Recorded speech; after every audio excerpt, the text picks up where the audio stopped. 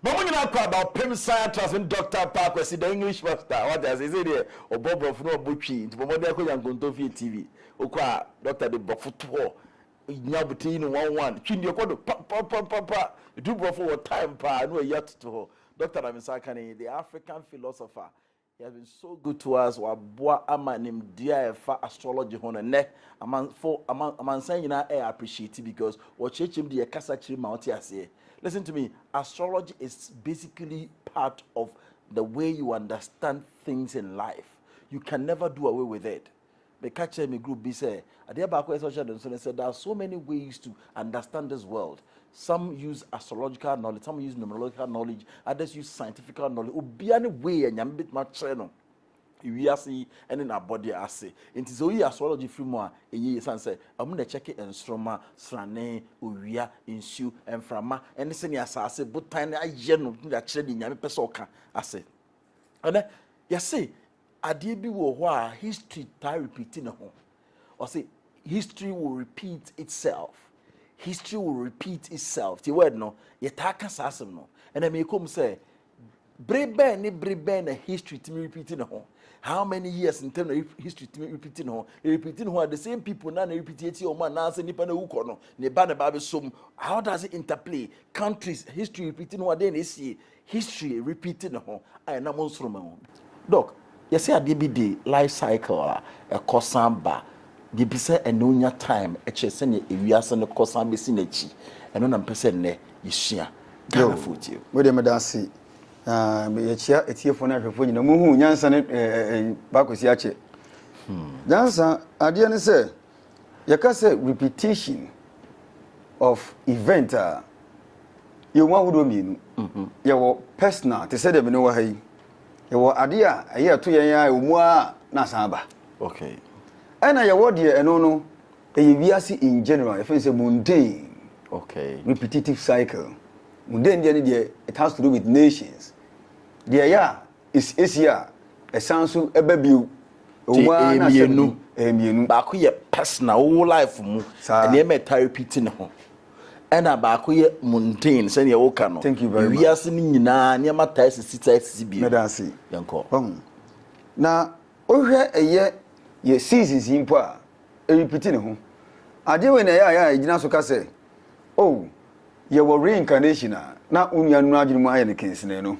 Okay. Awiane pokoto e san so rebiu. Osram moon it taking 19 years ansana wasanhye na kwantuasi every baby a o hye na kwantuasi free ye no. 19 years. Thank you. Your friend said 19th year metonic cycle of the moon. And our face so planet Jupiter every 12 years baby o share na kwantu asi free ye no o san kwa no we kogina ho sisi amene o ka say Jupiter on a Taurus na ntwe senchene na enam 1 year bia no no consenchene foforo which means that 12 years time obesa ba bigina the same odwan senchene ne ntwe senchene that is Taurus sa na wo hwe bit say spring e be friend say susobre bra o be friend say demu ane anadwo nyina na se han ne esu eyepe that is equal night ewmu ane ababenya summer so eda no ewa echen esu ewmu ane ababenya autumn ye the same equal night na ya samba winter no ye longer night shorter day opebre ma ba kope aba susobre aba afibie nsuo tom ye dua bro na dry season aba pebra ba na sako na abade bia sa itianu mpo de 1 year cycle every year bia 365 we bia no esen repeat ne ho bio na se wo ba onipa bia wo personal life mu a na wo de toto oman ya wo mu a wo nipa wo ho no every 12 years bia de bia ato bia no esen repeat ne ho ontumi nwane mfiri ho da me de ne de wo bra me di emfie du mieru pepepe e na mpapa na me ben no pa friend na kodwanfo e na ofiri mu isie no fine ni wo no so ye mpofre me di a wankra oh emu na me study 24 years me nya 24 years pepepe na mpapa ensu firi mu sese no 12 years na sense bi wa wo de kan ho be hu mfie medi And also, me penny a rasta or chairman on also call. Which means that another 12 years in the Obesamba, I did not be repeating home. About also a member of man come. In this, can you do something about it? You are dear, oh, Dania, and ye, the honorable free Macono, a nebra also the free mucro. Nemum and Crabia upon Mabon who say, who are at the end of Sassano, or don't go back to the Pacronoa, a basin Pacron ebra, would be a free Yasi Pepe. Nina Suba, a September, October, and November. Odian. A bisu dear war, a Shishaman Pia. And so being a court case in 2012, I actually say 2012 now we have case, 2024, a best repeating. And you have idea out to a few years. Okay, 12 years back, 12 years. What been one fear 2012, ABC, yeah, share. Why you don't 1 year, dear, be a more space and obenting. Now, as I say, we know Chefa, now I know. And 12 years view, now I was saying unity. Bit many powerful. You do what? And they are one in a year. The same situation now, never. Because I did when Crawford tell the Dimmy Power, on can years, no, a year every 12 years. Interesting. And personally, who Nipano, I fear I didn't to one, but more than market for market to what? 12 years, must I say unity. No more, a man is an over a few more dear. We super sound to perform work and say, I did we could be by you. Wow. The same applies to a nation. Or maybe also 12 years the answer to the same thing that happened. Dr. Train. Nature says, oh, hear me for when it to form ne bon contin kohewechi. A brad ya be too war. A brad there they be too war. Then you see what brabo my ear shocking. A bra on your coin too quite year there. Opportunity about bra warrior dey ani jebre wo ebre bia ma me be free mu afi ben date ben sa na ma no chance odi wani to form a check we yen check in fa ma wo ne hwe say the next 12 years e bi say si ya na fe wa check say 12 years na be say di wani dey na betima ya fa ho ye ni ade a yisua history will repeat itself. Dr. Twaso yo me dan see enti eto oman so saa wo hwe ya ba ya to ya 2012 yewe no na afi na akoye court asem 12 years asan ababiu 12 years ne ba no ebesi 2024 because 12 times 2 24 enti we so ye beto obia gini hu di se ono ene be wi ni ba ko no enyanya meti asefo no we be pio mamu ha na ba mu a nka ye sempi na bi ma din no one can predict edi enkra de be free maba 12 years cycle na say repeating the bio. Enti obia for the into from no here. Wa do into from our be hu. Ye de enka say na beba. Na mu 12 years asensi. Eba na obia be hu say de ade no. Isiti e. Talk the okay the na say bebu kese pa o. Bebu de kese. Na say wa kan say election de ya on person be ka ho asem. Sa pepe nde ya na mpese me ko. So infie maako du mienu no. Court be mu Emma na aye din say be take decision and finally no e hand you over Emma baako e de ma baako ene sa baako no wo gina bi eno achi ansa na 2016 so e be dane ye. Are you saying say the same history can repeat itself? Me nada o e ade a e reality omo hye da na mo hye e wo soro ho na abamu wa ha inti baby wa atoro yenchem ka hye bi si 12 years later, and you the same point. But after the young chap, so be sound to Oman Wabio. In general, you're journey free one. And fat won't win any free. To my miss, I won't Utimia, not when ni a down so. Men Castle, no see in Tino, or Barabon up him, a best sense of unity to near Massa is here. The him find I won't so beat me, Jenna. Say, I dare a da to near Massa a bar will be some ye, young twas. Medasi.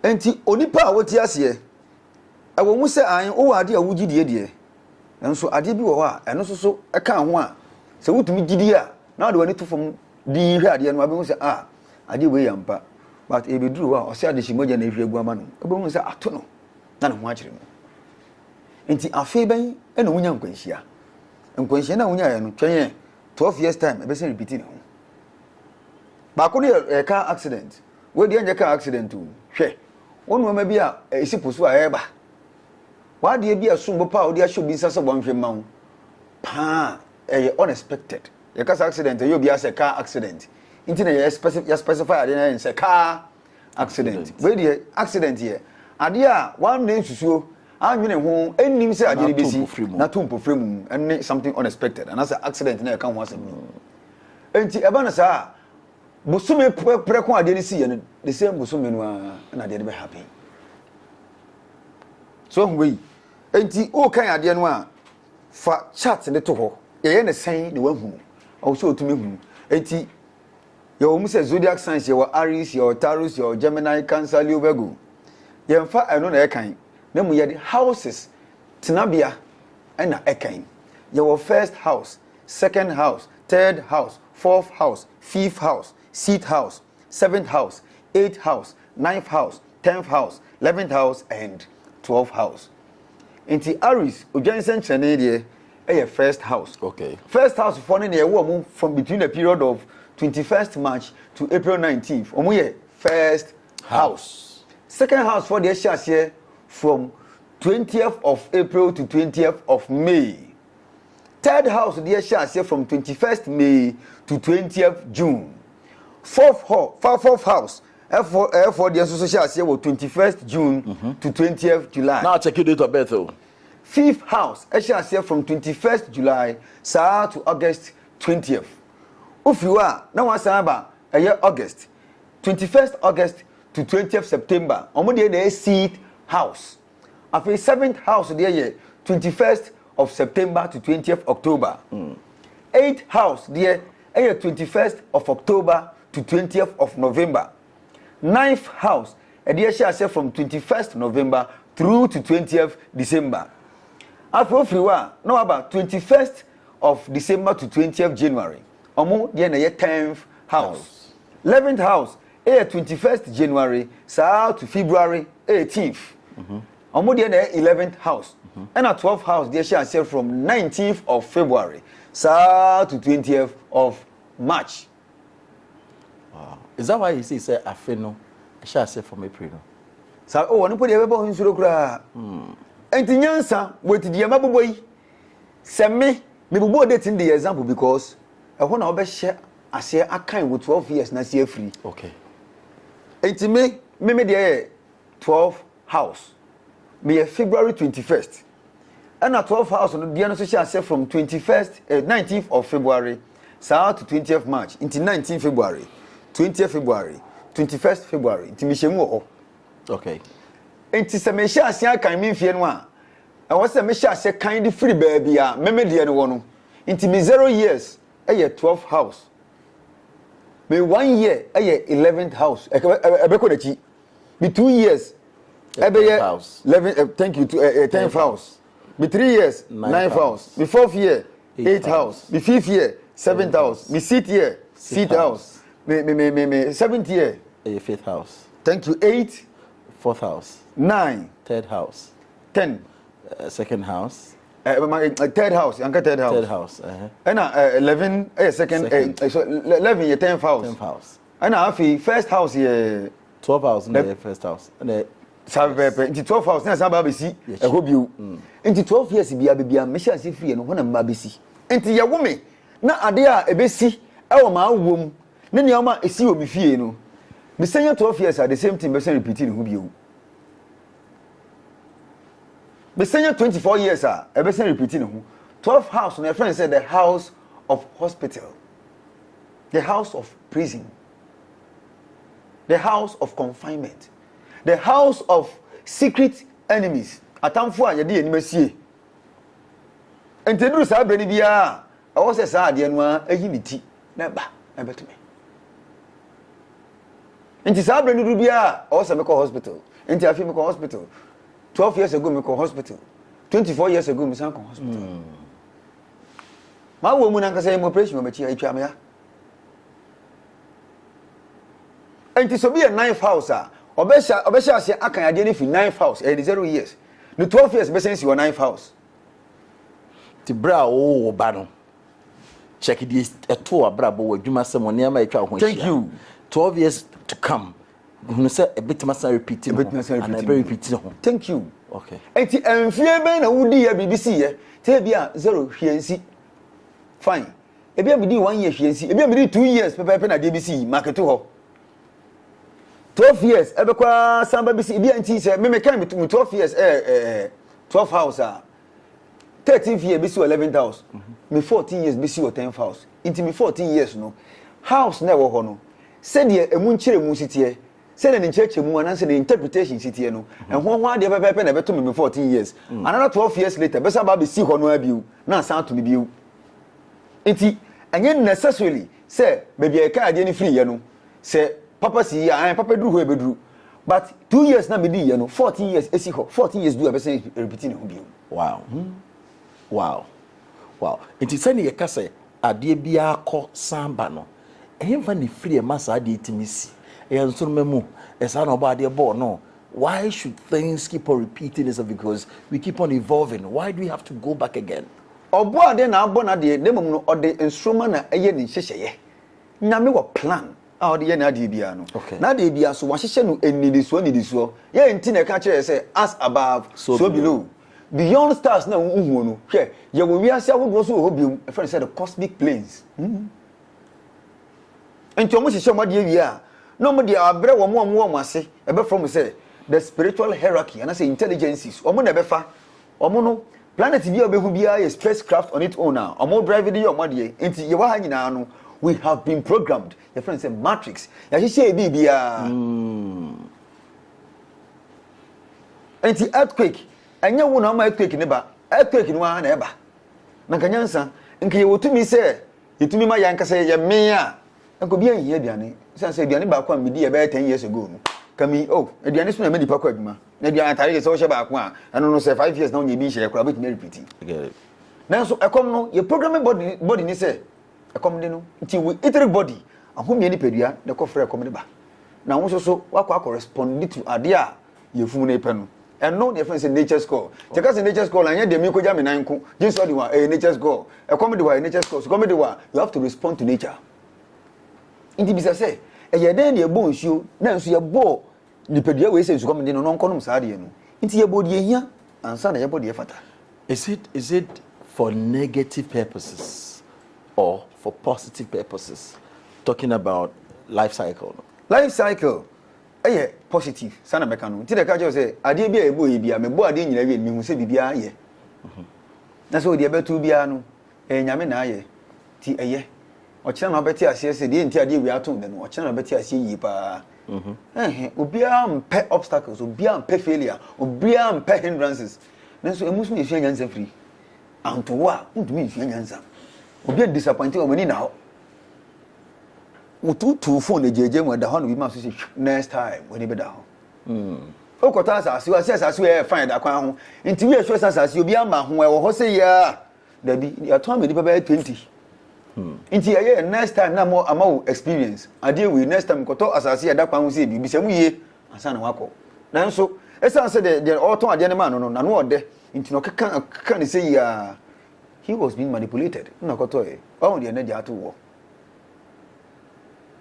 Wow. Honestly, so me pese me tisa life cycle ase na ebo ma braba. After monitoring, is there anything I can do to turn the situations around? Maybe I'm going to say 2 years be and I say every 12 years me be free. Every 12 years be a young boy who you feel. So me hunu can't it be changed? Answer there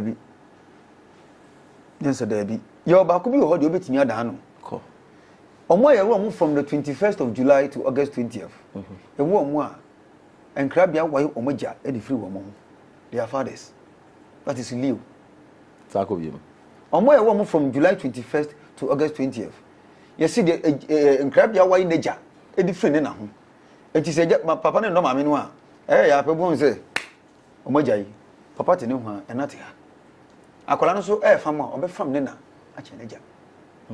Ana say papa ne do ma me ne pa no na dwen say ne ho na betra so a the same as obi wan say nkrabia why ni say ba it represents early death of the father. Thank you. To when free award ni mo edu na beba rather. That's right. Anya wade ni kwa pesi e wo say wo why ho free wo ba ne ho. Nti bi wo ho a na ho kire bia ba na akwantu awɔ ye gye free ena ne ho na gye ne wa America ma me ne wa na akola ne wo ne nkyɛn. O ye pese ye bibia no tumi kɔ na gya ho. Ye be ya mokoye ayi mokɔ interview mokɔ emfa.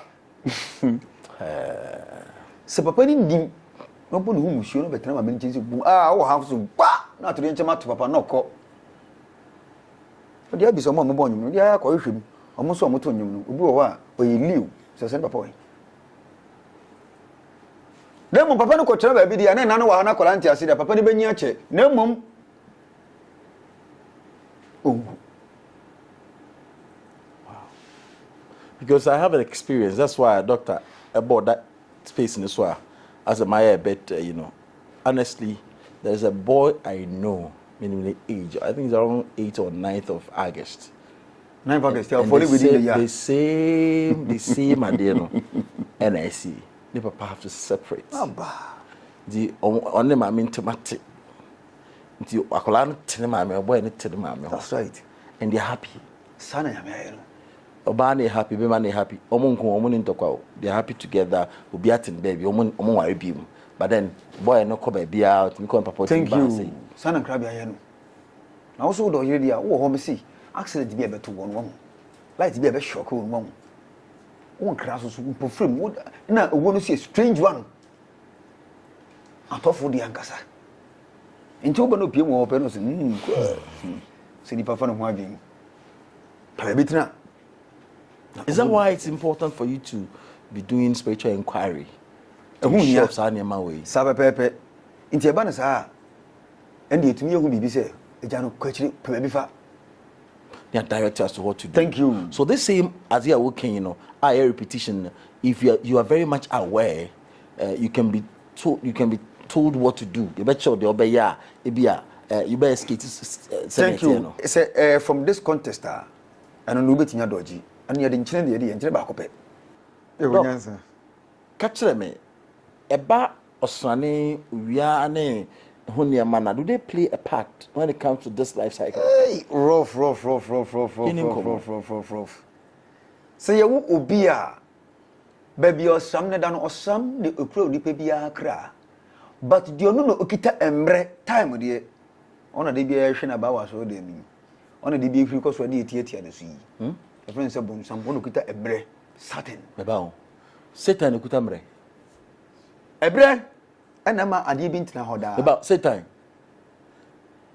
obonsam ona okita time the friend say god of time we friend Chronos Greeks Chronos na a company we call the Chronos as a ponko bi me da say ntono we are punching nti uhwe tarot cards na ono gina ho the devil yakasa ono kita opebre mo amunim no containers be okrumu a omo company na da ho sign na da ho I've been seeing that. That's right. Ono ene kita ebre ono so na the oldest planet. Ono so the most powerful planet in our solar system. No one papa enti ono na kita de bia eyo honam anything material bia ono de kura enti ade bia antena hoda sa ade bi free awom na eduru ni nyinim na ese eduru ni kwakra bomu a ebesen awu on the kura sa ade no enti death is controlled by Satan himself. So the biggest enemy of mankind is time.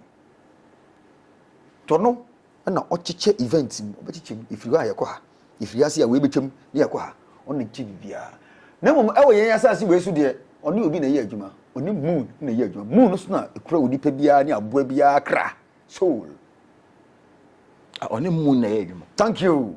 Enti ye moon ye wo hoyi Satan hacking the energy and na said ye wo see ye hu wiase no ma ye hu se Satan je ni mu pe we will be able to see the astral plane. Enti the pese wo hu no 3-dimensional world nyina no Satan na ye nti ase oba Saturn is a planet which is responsible for compression. The more atoms, material atoms, the more material you become. But a loser, you become more spiritual. Into Jupiter, on the ruling Sagittarius. Jupiter, a friend planet of expansion. Ubia diem into me and some from you or Mon Cancra, Jupiter and Saturn. Me and now be Ubia di Matre adim. Me and another the Ubium. Usubium.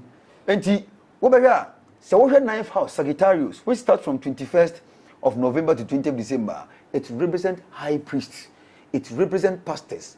It represents the temple, spiritual gurus. It represents pursuit of spiritual advancement. What the hell? 26 November.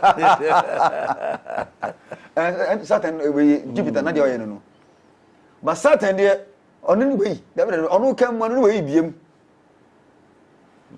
Can. Then me, I may number 26, I signed down my 8. I didn't go for TV. So, Timo Mudion. Share. All cause spiritual, obviously material. All church and so near, I didn't see on tears yet that. Saturn is a number of misunderstanding. But it represents someone who doesn't joke with his or her time. Is it not so fearful for this country as December 7 this year, the number 8? Now December 7 year now on the ruling planet at this year. Thank you. Your friend said the period of the moon. Moon, it released Sagittarius, second decan. Started from 1st December to 10th December. Moon, that I see the saying. I say it represents resilience. So they be gem now. When the moon is there, it represents delays and hindrances that can only be conquered through the development of the spirit. But the moon was in one. Are we saved December 7th as far as this year, the number 8 year concerned? Oh, Doctor, I say, me away. Dancer, me moon. I ain't moon. Answer, topic better. The moon, so you're now cushion number 8 and I'm making Whatsup. Okay. Say a woa, and I say, oh, yeah, dear beer, baby, a moon, any mudano. Actually, say, I dear no coba, and you say, the same moon, name. I was a be a one, what shall I didn't naturally say. I didn't wish I send a brepa, a DBC, a brepa. No moon said, planet for any moon near Quan. What shall I didn't see? What by ye? But another cycle, maybe 12 years later, ever somebody see the same place. No, doc, boy. Not just a dear a human and person chassis, a wire and person chassis, a baby nurse me take off. I am my bra boy when I send me jar. It was some ship bra. Moon, Bosumini face a thank you. Sana mashase. And nothing I am check say we 21st when one year we'll be resign 26. Yeah, is that what Pepe? Wow. It is a moon, a new moon. A reani osram above one. I don't know who you maybe a boka. Or boka rough. So what time is the best time in our life? Because maybe we date of birth is different, we did different. So it's a moon when the moon is growing and they share business as a moon and no business no soon. Because engineer say okay about ashas crescent moon. Crescent moon waxing crescent. The oil kesi aba be kurukuru a. Anto oba no oba to first quarter. Half moon. No about gibbous moon. Aba full moon. Aba full moon. Every full moon they kono no oil ketwa. I don't know how share business na share waso be shi. What the resources in nature but gradually it will be coming back. Into China we ni nko. Na mo say say ya. I know you dey say ade ye di bia, ye di case. The musio, san, nyina no musio na wudi ye no. Ade na wo dan no, ene na san, nche san pe asa. Dr. Abin. Jansa. Doctor. Tell me Dr. on time no, munturufu. Munturufu nyaza abene be ku. Jansa. You see, this is something practical. Me pese obeshia. Bosom ne ye full moon ya automatically e be hase. Unim hwe kra no, unim de fe ne full moon.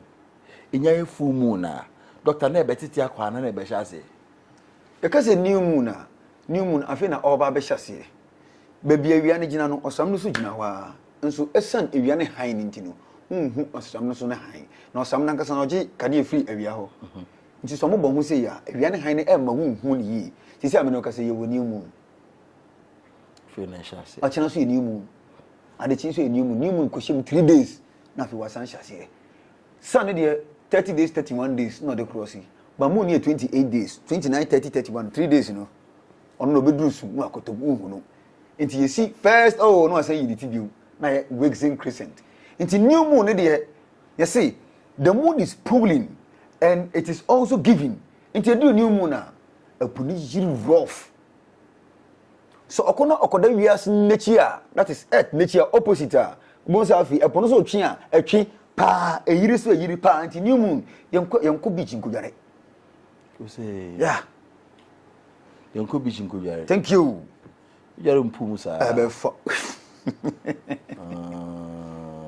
without the moon mo gent me near fu sene we ni pedua mu da ko the gravity ni affect osam affecting moon e be say sea and say ocean asochi nyina moon na eye na epumponi o wo ni pedua nso time nti on na responsible for upward and downward motions of the blood in your lymph, which is the moon. The moon o stop is say boom nso e wo nyim nyina begina ebe sane fi adwunu nyina ko gina na ye be enti hwe baabi ade ne da no phases no ne yade hwe enti phase no eno so mfa wo se eye waxing se enyini a eno che se enyini enti no de ade na ba ya me se be yi da bi hwe se planet foforo bi ene ne nkonto kwa, that is they are not in bad aspect, especially say enye opposition ananse enye square ene wutrim kwa ye ka se waxing crescent a dodo na di awia no na edisusu se oh waxing crescent na betinya be biti se bia the 5th day of the moon.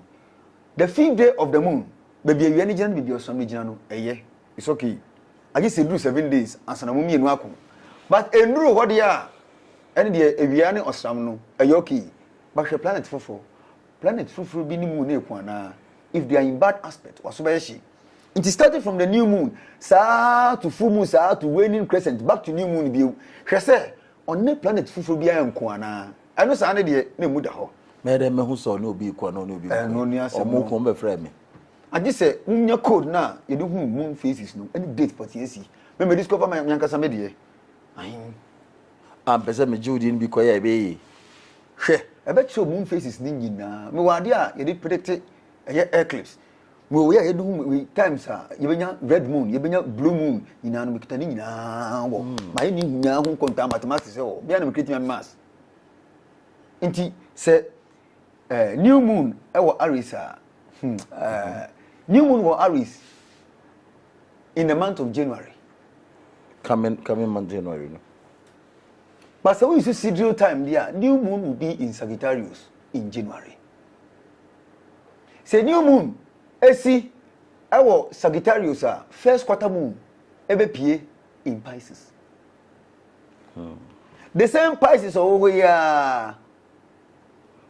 In January, no sadanim. We no sadanim. Inti adandane. Inti se new moon about Sagittarius, full moon ebe ewo Gemini. The same Gemini na full moon epie wo mu no. Onukro ya o pese wunu ebrea anase month kura obenya last quarter eno so so ho. Wow. Yeah. Inti in the month of June, last quarter moon, mo say Gemini. Inokura. On say June wasesa. The same Gemini kronwa Gemini abenoka say the first waxing gibbous moon and that's a little gibbous. So say gibbous no after first quarter no eye kese kakra for 2.5 days and sana eye kese pa sana ko two full moon. No. Good. It say eye Gemini in the month of March ye benya little waxing gibbous moon or the same Gemini kronwa. Afesusu the same enwa ye sanso wo your best friend say a bigger waning crescent moon, waning gibbous moon, ufiwa first quarter. And also, in the month of December in Gemini, Korea. Doc, 12 year cycle, no. People say, oh boy, na. What I say, it's difficult for you to overturn it. Your duty is to steady the air to toe, no. Not based on that, no. What will be happening in the next 12 years? No, I get ready and prepare for it. Is there any way we specifically by going into our days of birth and all that, and be able to point out Myanmar for? Then based on that, people will be aware and they prepare towards that. Sir, idea no ye idea. The pakrono be for example, media example. Say the pakrono new water maswa and we are here. But if you are what will be ye. And that is when omo ye behibun sam no opeso ye obi ade a osusu ehunu so sumesi the danger zone ni Inti me na me instrument a ebe fa me so na ade wi ebe ye nipa kro e was 12 years na ebe mu. There's ade ne be to a e wo ho but oba be the main instrumental be boama what did you never do that time. Excellent. So why am ready that na e ka challenges a enye nipa so na nam. Nyansa wa tro krata bi akoma osu mesi me pa ade wi waji akwase eyes on reply na wo twa no ono no abeya consider ade amount ti challenge na wo face no mo bi so obi erep obi na erep obi challenge what you can do na ya stop we park o ma challenge di amount nti ene mo bi so na de na ba nti no ebeba so nipa na enam no so no de ba de a obetimi adane no enam ka se nchine no it is done when the moon is waning so someness that is the bigger waning crescent moon and the small waning crescent moon, especially this October. The last waning crescent moon I wo as na year enter into new moon air constellation Leo. Nti no unyanchini say ya, unyanchini no fetwa mutimu hia in an anti-clockwise order 3 times no abodini no akasa. E bia musuo no bia yebebu ne mo football. Boy ya mi boy, eja me Paakwesi. Ball ya mi boy, eja me Paakwesi. Ball ya mi boy, eja me Paakwesi. Se ebra so se bebu mene mu a sa musuo we enko achichichi anya de betu me da na mu sa da no na bobo no kra ma bo na be wie me yi ewom e ma menya award mpo uwi a pia bonten fa wonan fa nwianu mu sa na tokro kakra mbedem na gye mutum akata so ko okwa hwe achi ko Dr. Daishin do be san shase o ma hwe nyansa TV o me piti to o ma hwe nti nyansa TV mo san hwe na mo play hana o ma san hwe Tia skip back akwa. Na data nko kakra. The data ne yanko. It's the data na F. Ana you see data na F. Dr. Meda was for such an insightful message. Na menim say o dey easy for you to explain because what say sani women's and chanelity ase. Obi o a tie ye why confused as to sani ma wo ka kire ye. A kind that was a perceived whom with their money days of birth near there, with my pointing out how to handle these things because I deal with him the tour a year. To that, now you know, crazy my for class and better to account because we are emotionally, we are psychologically. Now, I'm other things in try to. Do you have time to aid us through in case of no a brepa met me and then many actually pacro. They drew what? Never also a went to Nina. And said, Mamma. Bedia, but Yamina year Jumon, and Yamina year, and Joba, make sure Yamina quine. A brepot, and also we are no Mariano. If you are pimping, say, I dear young years about me when clear, and they wait here, and fat. Ain't you Oba? Moha 1-on-1. Wow. So open the true phones, so I know. About that money, saying now we'll be suffering to me fair. Now, I know the aim, you the kind 0548. 23 21 33 0548 23 21 33 and now 0246 23 8414 0246 23 8414